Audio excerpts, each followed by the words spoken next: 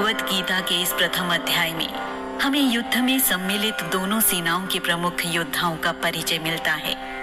यहाँ राजा धृतराष्ट्र के प्रश्न हैं और महर्षि व्यास से दिव्य दृष्टि का आशीर्वाद प्राप्त संजय के उत्तर हैं। साथ ही यहाँ पर कौरव सेना के सामर्थ्य को लेकर दुर्योधन के गर्व का और युद्ध की परिणति के साथ होने वाली भयंकर और विनाशकारी स्थिति को लेकर अर्जुन की द्विधा मनः स्थिति और उसके शोक का वर्णन किया गया है।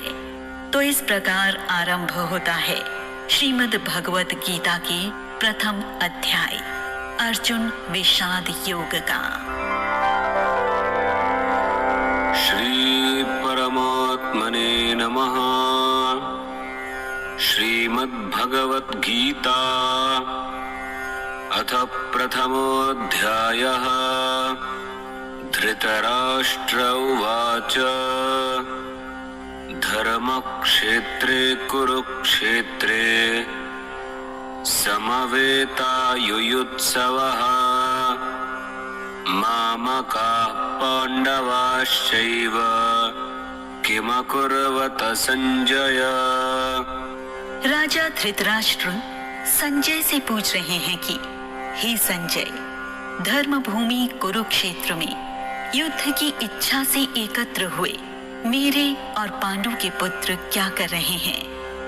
कौरवों और पांडवों के बीच युद्ध अब अटल था और यही सत्य था।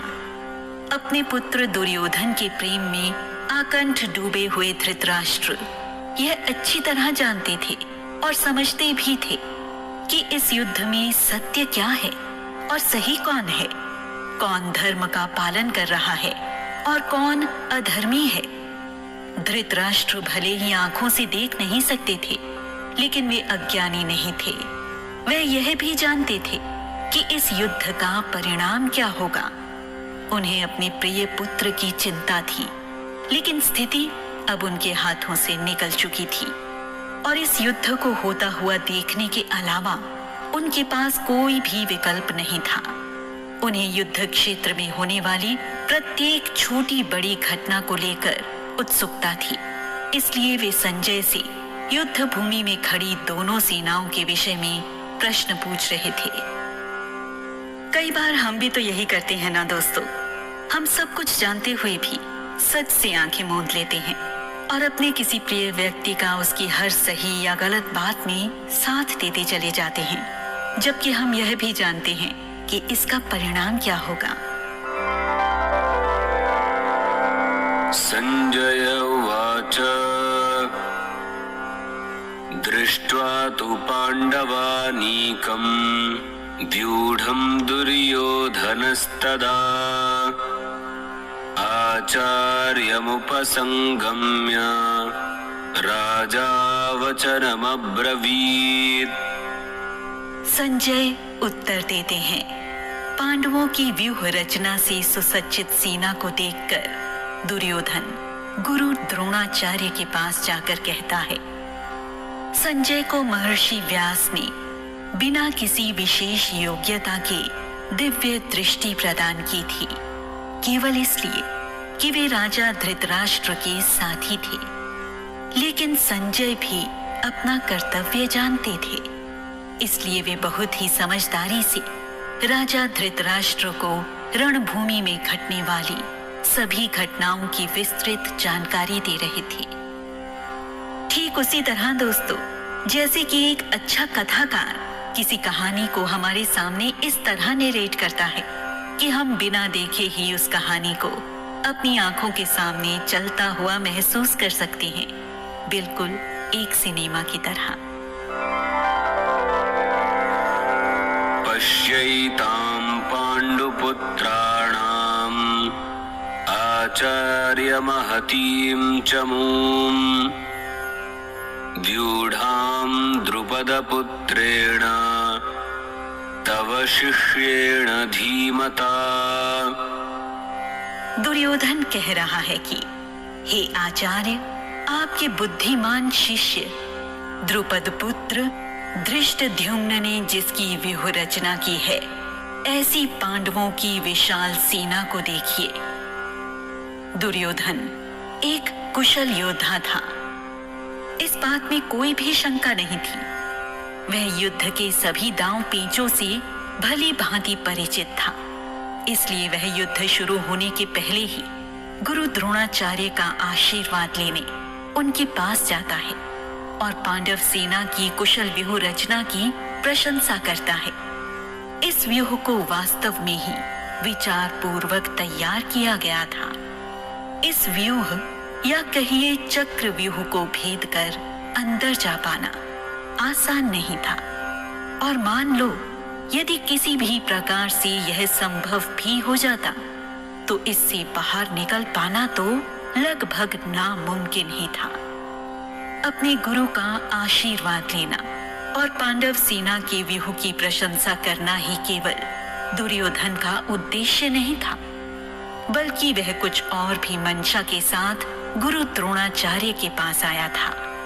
वह बाहरी तौर पर स्वयं को चाहे जितना भी शक्तिशाली दिखाने का प्रयास कर रहा हो, लेकिन पांडवों की सेना को देखकर वह थोड़ा भयभीत जरूर हो गया था। इसी तरह हमारे जीवन में भी अनेक अवसर आते हैं जब हम यह जानते हैं कि परिस्थिति उतनी सरल नहीं है, फिर भी खुद को संयमित रखकर अपने अंदर के डर को सबके सामने उजागर करने से बचते हैं, जिससे कि हम कमजोर न दिखें।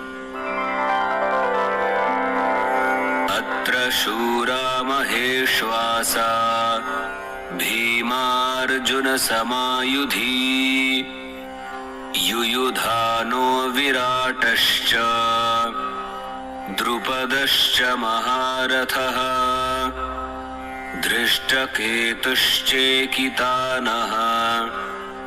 काशीराजश्च वीर्यवान् पुरुजित्कुन्तिभोजश्च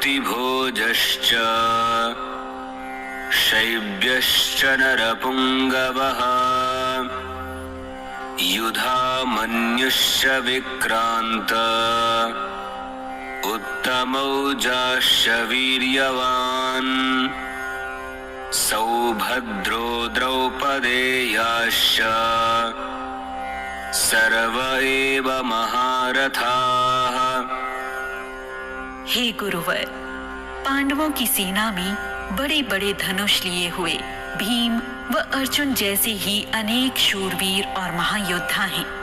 पांडवों का साथ देने के लिए इस युद्ध में सात्यकी, विराट, द्रुपद, धृष्टकेतु, चेकितान, काशीराज, पुरुजीत, कुंती भोज, नरश्रेष्ठ शैव्य, युद्धामन्यु, अत्तमौजा, अभिमन्यु और द्रौपदी के 5 पुत्र भी सम्मिलित हुए हैं।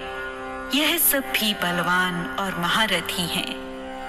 गुरु द्रोणाचार्य कौरवों और पांडवों के साथ साथ युद्ध में सम्मिलित दोनों ही पक्षों के कई योद्धाओं के गुरु भी थे, और अपने शिष्यों को वे अच्छी तरह जानते और समझते थे।